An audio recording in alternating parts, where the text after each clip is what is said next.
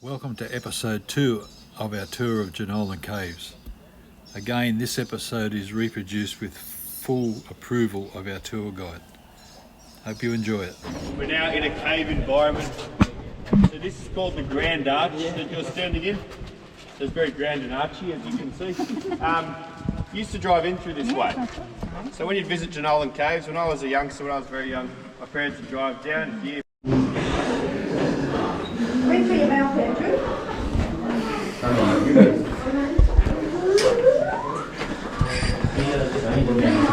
We're going into the Lucas Cave.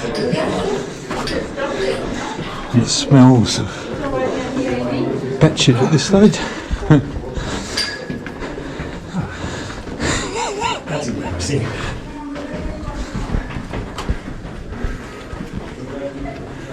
Where did he go? He was just saying 1852. This one was discovered. I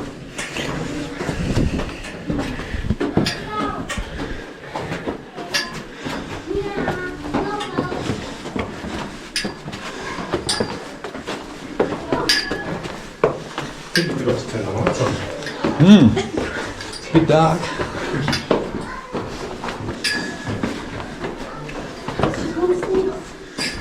Oh, look at that.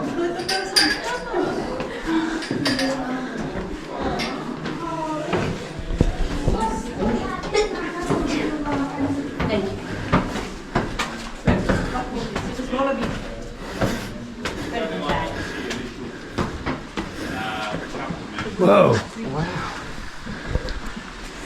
I love the little creatures. 1500. You guys look pretty fit, I don't know what you're worried. You don't like steps? Fair enough. Yeah, someone explained to me the other day, there's a difference between stairs and steps.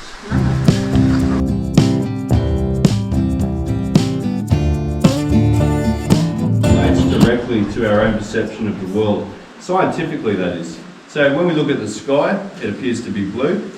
This is a scientific principle known as the Rayleigh scattering effect.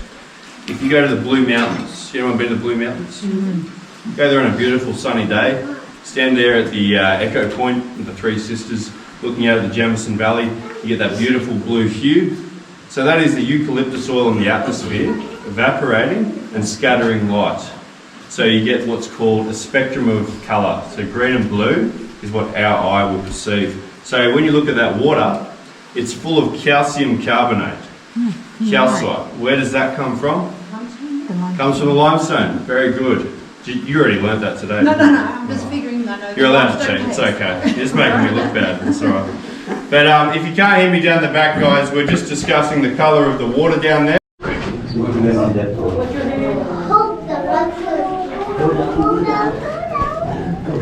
Very narrow and confined.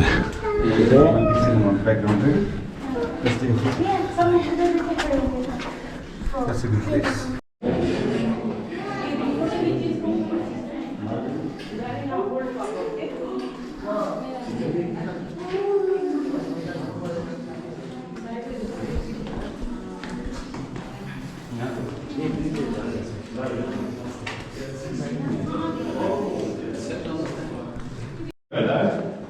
You figured out probably we're standing in a limestone cave, and we've obviously got some crystal formation happening around us.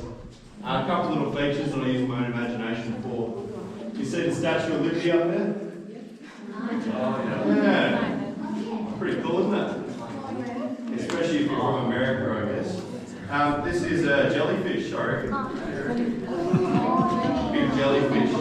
Remember him on the way back because we're going to meet him, jellyfish. On the way back, I won't be able to lead you out. You might slightly be, seeing as you've probably travelled a long way to be here at Jenolan Caves. So if we have a look at the crystal formation on the roof, these are called stalactites. They hang from the roof. Easy way to remember, stalactites hold on tight. If they're coming from the floor, what do we call those? Oh, geez, I don't even teach you guys. So if they meet in the middle, we call that a column, okay? When we get further in, we're going to see stuff like shawls, paintings.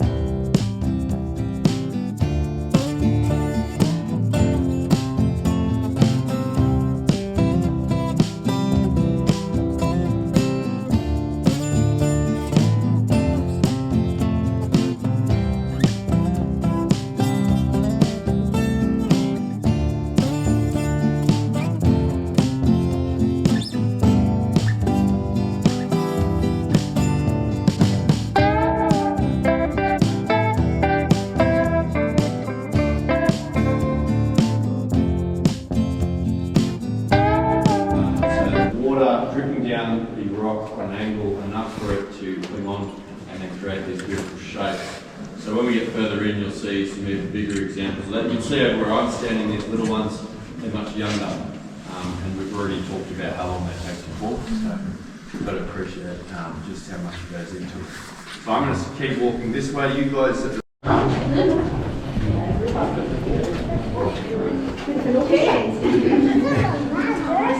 Holy crap. Holy crap.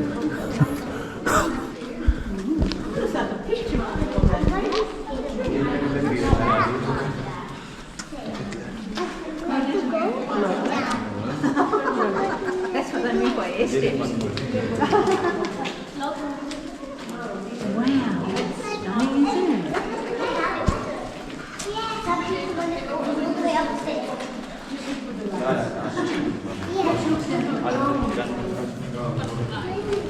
The ladder all the way up there. Yeah, we need one volunteer.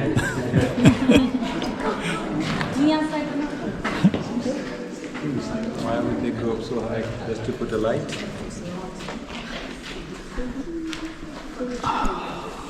Stairway to heaven? Dunno. Maybe just go up there to put the lights. Yeah. Called the cathedral. You know, I was talking about those 1,500 stairs. Well, this is the next lot. Yeah, no, we actually did a harness and rope through that. And if you have a look up where that ladder goes into the darkness, it goes and goes and goes. So we climbed those when we were replacing the light bulbs. Yeah, it's not a joke. That's actually what we do.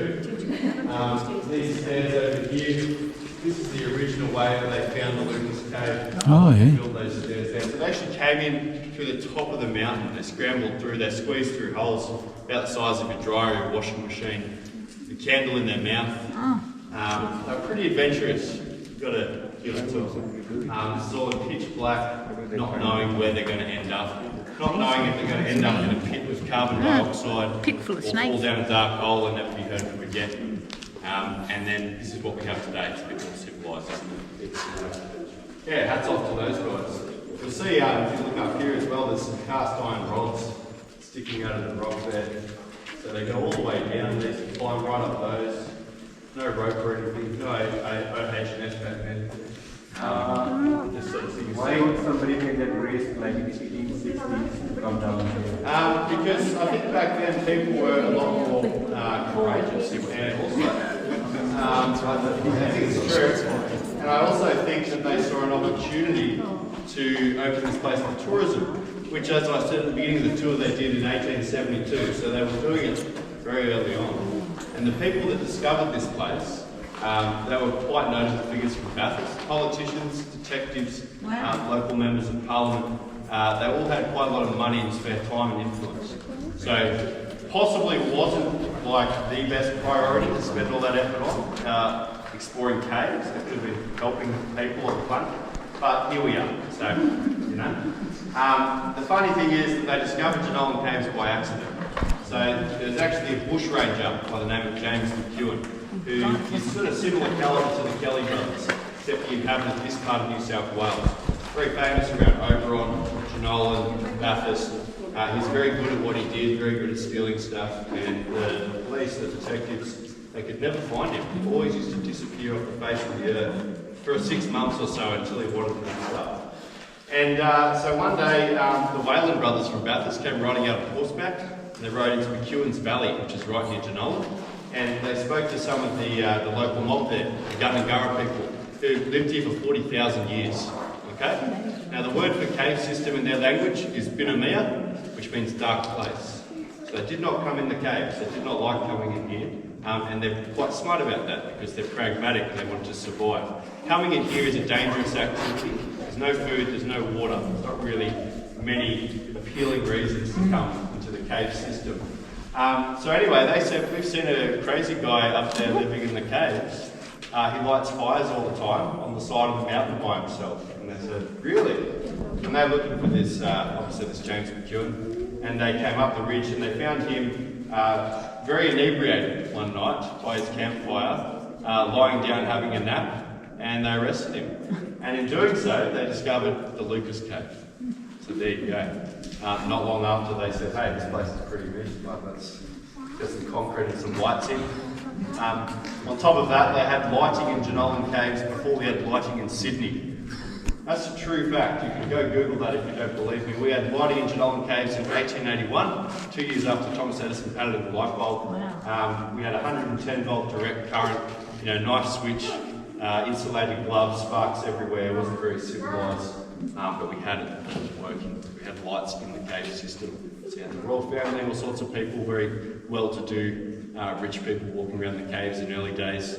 They come in with their little lunch in one bag and a bottle of wine in the other. What a sight, huh? So guys, this is the cathedral. As I said to these guys at the back, we have weddings here. Is that writing up there?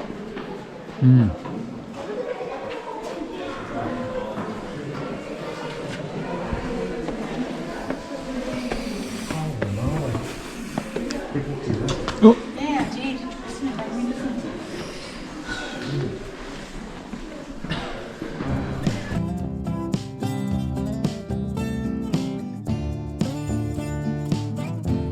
Some movement in the earth and the rocks here. It's broken, and this boulder has just slightly moved offset, so it's presented this situation now where you can see both halves still aligned almost. So broken column there. Had a young couple. He proposed to her just here last week in front of 40 people. Luckily, she said yes. But yeah, hell of a place, eh? They might get married here when we reopen. So.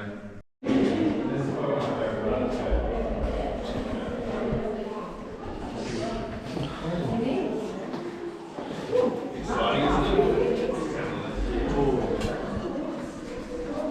A lot, isn't there?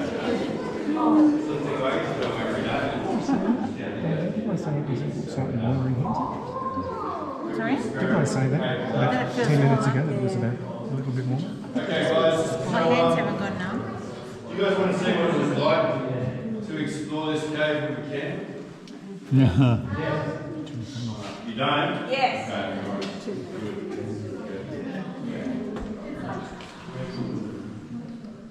Two more cascades down here. Very nice. Down here for the Jamison Valley, Mount Solitaire over there, Broken Castle. All these beautiful lakes. Chamber. The reason it gets that name is Mapkin was a village in Africa. We're now standing beneath that rock pile somewhat.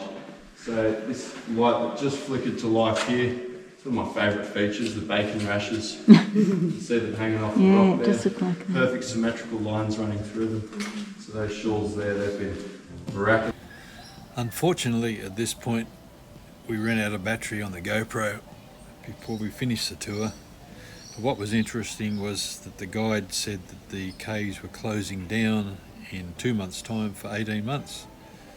So if you want to get there and see them, you'll have to be quick. Otherwise, you'll have to wait for 18 months or so. Thanks for watching. See you next time.